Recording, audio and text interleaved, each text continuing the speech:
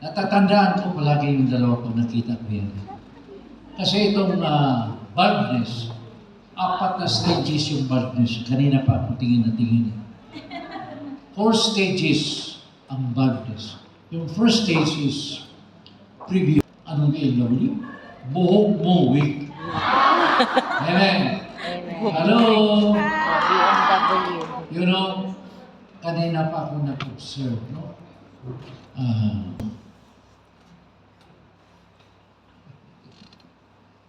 Sige doon.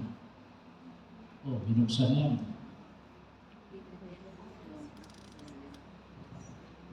I will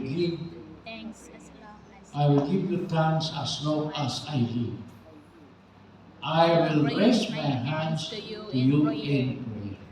Yung palang raising ng hands natin is the form of a prayer. Kaya kung nag-praise and worship tayo, tapos hindi natin nag-raise ang kamay natin, hindi ka nag-pray. Kaya pala, wala na kaintindi. Eh mayroong iba dyan, sabihin na, o bakit nag-praise ko, hindi naman tayo, hindi natin naintindihan. Eh, hindi para sa atin yan, para sa Panginoon yan. Nakuha natin?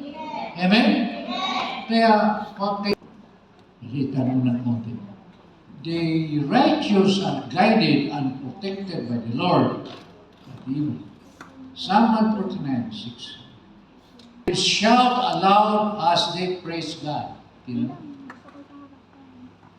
Kaya sabi ni Brad Pitt kanina, the Lord, see? Gusto ng Panginoon na ibigay natin na song sa Kanya palaging bago. Fruits. No, ganun. Amen. Hello? Kaya mamaya,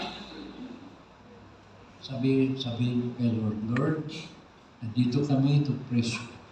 Kung hindi, tataas yung kamay, paputukin mo yung kilikili. Amen. So let's shout our Lord that we will be praising Him through the permission to attack us. Hindi siya pwedeng mag-attack sa atin ng walang permission. But God allowed the devil to attack us to test our faithfulness to Him. Amen? Amen. Yes. He wants to see what... Hello? Yung bakit ba, yung lalagyan ng mga gamit, yung bakit yun. Amen. Hello? Ito nga ang ginawa ko kanina madaling araw. He doesn't hear our prayers. There are several reasons that I found out this early morning. Kaya tingnan mo yun. Kanina ko pa itong ginawa. Amen. The first reason is when you ignore the pool. Kasi minsan, para bang ang tingin natin sa mga mababa sa atin, parang okay. If you refuse to listen to the cry of the poor, your own cry for help will not be heard. That is one of the reasons